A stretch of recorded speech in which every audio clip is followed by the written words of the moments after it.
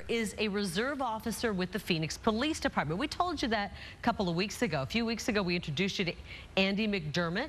And earlier today, he was at a Phoenix Best Buy signing copies of the game. He says when he was first approached to become the face of this billion-dollar franchise, he didn't quite understand what all the fuss was about. But now he gets it. And so do his kids. And then my sons are like, that's just my dorky dad, you know, why you want him to sign that? He's ruining your game, you know. But now they kind of get it, because every time we go to Redbox or wherever we go, you know, the Carl's Jr. Cup, it's everywhere, so. In the first 3 days, it went on sale earlier this month. Black Ops 3 generated more than $500 million in sale. I'm not really interested in the video game, but Andy is intriguing. I mean, I love his story that he... Intriguing? I love his story that he, you know, is a former police officer, and now he's famous.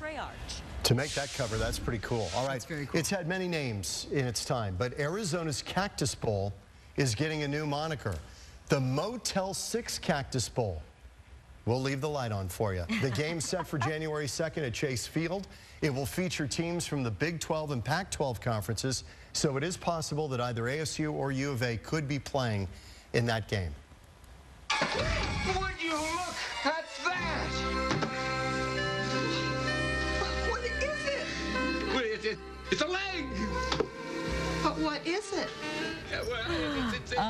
It is definitely a Christmas classic, that's for sure. A Christmas Story is now showing in the Valley, the musical version, premiering tonight at ASU's Gamage Auditorium. The musical. There are so many great scenes from that movie. Like you said, it's a Christmas classic. It's been transformed now into scenes for the stage. Yeah, how about the one where the Bumpus Hounds destroy the turkey dinner, just tear it apart? Christy Siefkin met the hounds that are playing that part for the musical. She joins us now with the story. And they're very sweet. You wouldn't expect them to jump on the dining table, but that's exactly what they do when they get onto the stage at ASU Gamage. In fact, Doug Terranova, the trainer for the dogs, started working with the hounds about a year ago. He trained them on his 25-acre farm in Dallas, and now those very dogs are appearing nightly in A Christmas Story, the musical. They're terrorizing Ralphie's dad and, of course, taking liberties with the neighbor's holiday spread.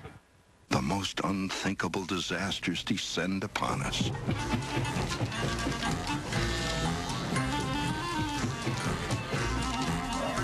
It's a scene we all remember from the movie, those blasted Bumpus hounds gobbling up the holiday turkey. Now these bloodhounds, Stella and Haas, bring that same mischief to ASU Gamage in A Christmas Story, the musical. These type of dogs are really hypersensitive. They live and die by their nose, basically. They're hunting dogs. Doug Terranova is the trainer for these four-footed actors. He handles them on stage, keeping them on their paws in theaters of every shape and size. Dogs, when they make their passes across the stage, run in front of the house. So if the orchestra pit's close, they're kind of looking over the edge, and that gives them something different to look at, too. No, I want an official red undercover knife and 200 shot range by Lee rifle. You'll shoot your eye out, kid.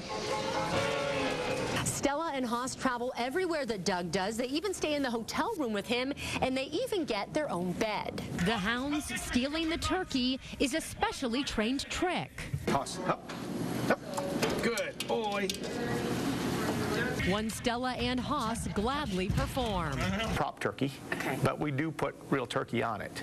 So the dogs are actually eating turkey. So as you settle down for your Thanksgiving drumstick, remember these pesky pups. They'd be more than happy to take care of those leftovers. Oh, what fun it is to ride in a horsey open sleigh.